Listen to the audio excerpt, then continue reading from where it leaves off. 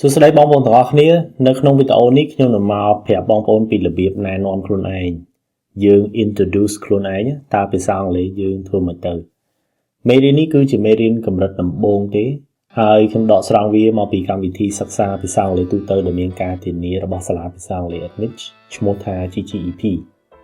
អ្នកដែលចុះឈ្មោះរៀនកម្មវិធីសិក្សាហ្នឹងនៅពេលដែលគាត់រៀនចប់សាលាភាសាអង់គ្លេស Admit ធានាថាគាត់អាចប្រឡងតេស្ត IELTS បានបន្ទុកយ៉ាងហោចណាស់ក៏6ដែរ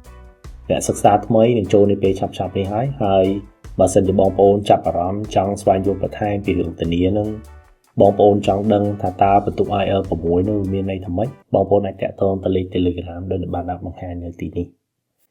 បងប្អូនឃើញអត្ថបទមួយដែលខ្ញុំដកស្រង់មកហ្នឹងគេនិយាយខ្លីទេឥឡូវយើងមើលទាំងអស់គ្នាទីមួយគេដាក់ថា Hello my name is Sarah ខ្ញុំអានសិនណាចាំបងប្អូនអាចអានជាមួយខ្ញុំបានចឹងឥឡូវនេះខ្ញុំអានមួយប្រយោគហើយបងប្អូនអានក្រោយខ្ញុំមកចាំខ្ញុំអានមួយប្រយោគទៀតចឹងខ្ញុំអានយឺតទេ Hello my name is Sarah I am 25 years old and I am from Canada I live in Toronto a big city in Canada. I speak English and a little French. My favorite hobby is painting. I also like playing basketball and reading books. I work as a teacher at a local school. My favorite food is pizza.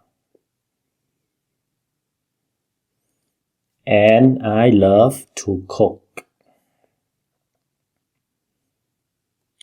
It's nice to meet you.ចឹងអត្ថបទមួយខ្លីប៉ុណ្ណឹងប៉ុន្តែនេះគឺជាអត្ថបទណែនាំខ្លួនហើយខ្លួននៅទីនេះគឺឈ្មោះថា Sarah ចឹងគាត់ណែនាំខ្លួនគាត់ហ្នឹងគេគាត់ណែនាំតាំងពីឈ្មោះរបស់គាត់អាយុប្រមាណគាត់នៅកន្លែងណាគាត់និយាយអីចឹងទៅគាត់ចូលចិត្តអីចឹងណាចាហ្នឹងឯងគឺជារបៀបណែនាំខ្លួនដែលបងប្អូនគួរតែចេះហើយអាចយកទៅប្រើប្រាស់សម្រាប់ណែនាំខ្លួនឯងបានដែរហើយនៅចុងបញ្ចប់នៃវីដេអូនេះខ្ញុំនឹងមានជាលំហាត់តូចមួយចង់ឲ្យបងប្អូនធ្វើជាមួយខ្ញុំរៀនណែនាំខ្លួនឯងអញ្ចឹងណាហើយបងប្អូនដាក់ចូលទៅក្នុង group មួយរបស់សាលាភាសាអង់គ្លេស Admit នៅ Telegram ដែល group ហ្នឹងឈ្មោះថា Learn English Free ជា group មួយដែលសាលាភាសាអង់គ្លេស Admit បង្កើតនៅ Telegram សម្រាប់បងប្អូនដែលចង់រៀនភាសាអង់គ្លេសឥតគិតថ្លៃជាមួយសាលាភាសាអង់គ្លេស Admit បងប្អូនអាចចូលទៅទីនោះបានធ្វើលំហាត់ហើយបងប្អូនដាក់លំហាត់របស់បងប្អូនមកដែលបានធ្វើហើយហ្នឹងខ្ញុំនឹងចូលទៅនៅទីនោះកែជូនបងប្អូនបើសិនជាមានកំហុសខ្វះខាតត្រង់ចែកខ្លះណាចឹងឥឡូវនេះយើងមើលទាំងអស់គ្នាថាតើនៅទីនេះមានអីគេខ្លះហើយយើងអាចចេះអីគេខ្លះបានចឹងណាចឹងខ្ញុំនឹងប្រាប់បងប្អូនមេរៀននេះគេចង់ឲ្យបងប្អូនចេះប្រហែលចំណុចទី1ដែលគេចង់ឲ្យបងប្អូនចេះគឺរបៀបប្រាប់ឈ្មោះខ្លួនឯងចឹងបើយើងចង់ណែនាំឈ្មោះខ្លួនឯងយើងអាចទៅសេចឹង Hello my name is ហើយយើងដាក់ឈ្មោះមក my ហ្នឹងគឺរបស់ខ្ញុំណា my name ឈ្មោះរបស់ខ្ញុំដាក់អីគេមួយមក My name is ចុចចឹងទៅឧទាហរណ៍ខ្ញុំអញ្ចឹង My name is Livina អត្ថបទមិញ My name is Sarah ចឹងទៅ I am ចុច years old I am ចុច years old ហ្នឹងគឺចង់និយាយពីអាយុបើយើងចង់ប្រាប់គេថាយើងអាយុ20ឆ្នាំយើងនិយាយថា I am 20 years old ខ្ញុំអាយុ20ឆ្នាំបើយើងចង់ប្រាប់គេថាខ្ញុំអាយុ50ឆ្នាំហើយ I am 50 years old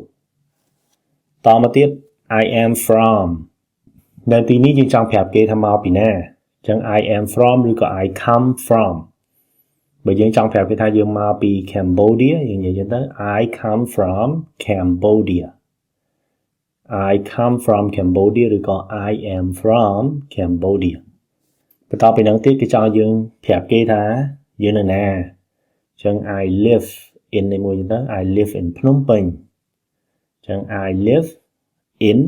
Phnom Penh live នឹងគឺរស់នៅណាអញ្ចឹងណា I speak នឹងគឺនិយាយរឿងភាសាណាខ្ញុំនិយាយភាសាគេ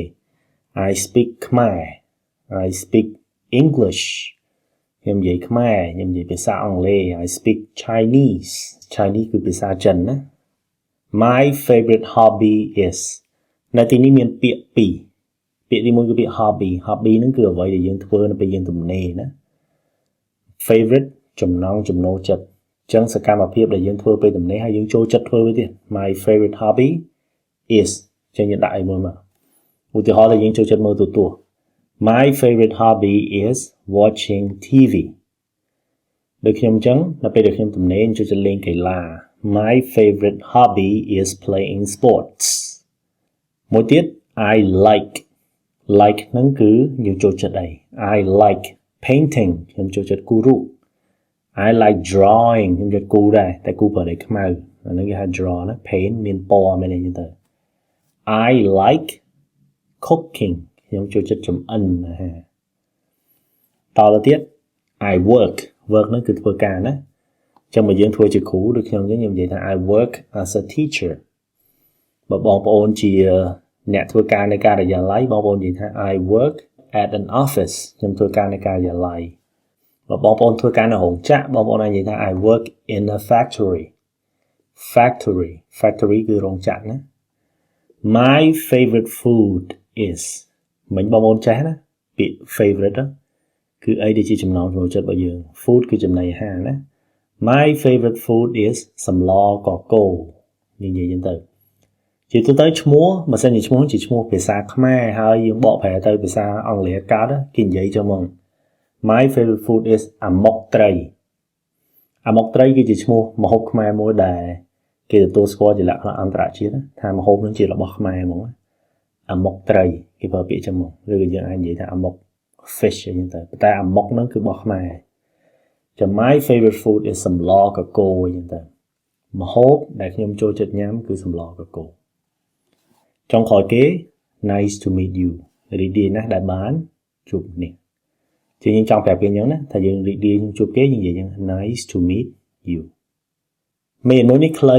ហើយដូចខ្ញុំបានបញ្ជាក់អញ្ចឹងជាមេរៀនកម្រិតដំបូងសម្រាប់បងប្អូនដែលទើបតែរៀនភាសាអង់គ្លេសអញ្ចឹងណាហើយឥឡូវនេះខ្ញុំមានលំហាត់ទូចមួយជូនបងប្អូនចូលទៅក្នុង group Telegram ដែលមានឈ្មោះថា Learn English Free ហៅមើលវីដេអូនេះទៅបើបងប្អូនឃើញហើយបងប្អូនចូលទៅ comment ក្នុងវីដេអូហ្នឹងហើយណែនាំខ្លួនឯងមក introduce ខ្លួនឯងឲ្យខ្ញុំដឹងមកហើយប្រើប្រយោគដែលយើងបានរៀនទៅឈ្មោះអីគេធ្វើការនៅណាចូលចិត្តអីចឹងណាហើយបើសិនជាមានខ្វះខាតត្រង់ចំណុចណាចាំខ្ញុំជួយកែសម្រួលជូនបងប្អូនហើយយើងរៀនទាំងអស់គ្នា